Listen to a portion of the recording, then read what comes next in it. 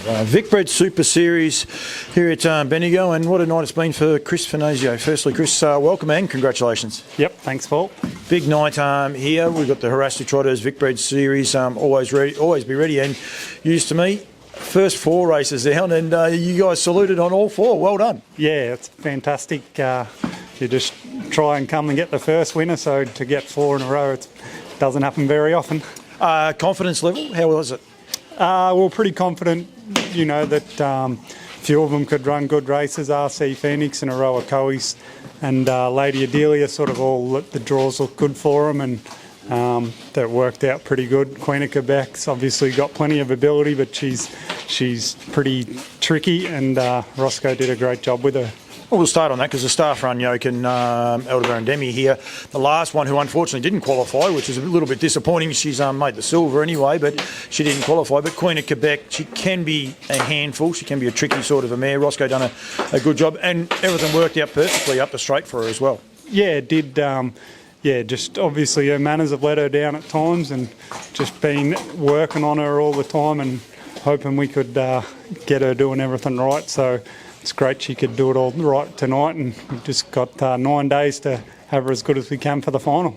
Lady Adelia, you must love driving her because she just looks like a worker. Head down, backside up, you ain't getting past me, I'm just going to keep striding as hard as I can until I get to the line. Yeah, she's pretty good to drive in the races. The hard part with her is at home and working her. She pulls, and she's takes a couple of us to gear up every day, but she's in the race now. She's just become a real professional, and yeah, really just tries her hardest, so that's how you like them. It's funny what you see behind the scenes because, yeah, you watch her out there on the track tonight and you just say she's just a lovely racehorse and just a lovely horse to be around. Yeah, she is on the track, but off the track, no one's ever called her lovely. Bluey Old, must be good winning races for Bluey. He's been a trotting tragic, I'll call him, for as long as I've been in the game. I think I drove a horse for him when I was 16 years old. So, I mean, he's been in the game for a long time, and he was beaming here tonight. He was so happy. Yeah, he's fantastic. Him and his nephews and relatives, Steve Hall and that, they just love her, and they've been fantastic. I've had a few horses for them, and, you know, you obviously don't have good luck all the time, and never once been disappointed after a race or anything. They're just always terrific to train for, so it's great to have a nice mare for them. Yeah, it is indeed, and she's a nice mare, and she's going to go on a long way.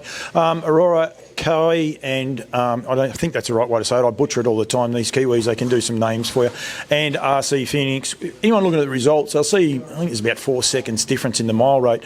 But Aurora Coe, like, it was pretty ordinary weather that first race. So people might say, I can't change that much. It was bucketing down, and it was pretty ordinary, wasn't it? It was, and the track, it changed amazingly. Like, it had just sort of started raining, so that first race, the track was quite sticky, and they were able to, in between races, really roll it down, and, you know, you could just notice it straight away in 20 minutes how much harder the track was. So I think that definitely played a fair part in it.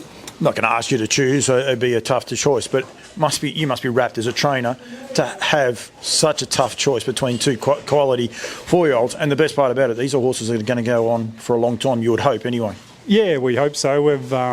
They are both very nice horses. I would say I'd be driving RC Phoenix at this stage in the final. But yeah, they're both big, strong horses and just improving types. And yeah, the biggest part with horses like that is sort of keeping them sound and happy. And yeah, we've been wrapped with how they've been able to do it so far, and hopefully we can keep them like that for another 9 days. The boys didn't come, the Hayneses and the Shaws. They generally come. They haven't come. They must be a bit fair weather, the boys. But he's just a beautiful horse, isn't he? And he just, like, you've had some really nice horses. Is he as good as, you know, some of the better ones? Yeah, I think he's potentially the best one I've trained. Like, he just trotted beautiful tonight. He had trip away to Queensland, obviously, is a pretty big thing. Like, I loaded him in the float and drove him up there over 2 days and sort of raced him the week later, and then brought him back, and like, it's a big trip, and he just handled it terrific and had a week off. And then you sort of, you can't give him long off. There's sort of races coming up all the time, so I'm wrapped with able to, he's had 1 trial and he got beat the other week, but probably just needed that run because he felt terrific tonight. A lot gets said about how it improves the horse going away and improves him. Did it improve him?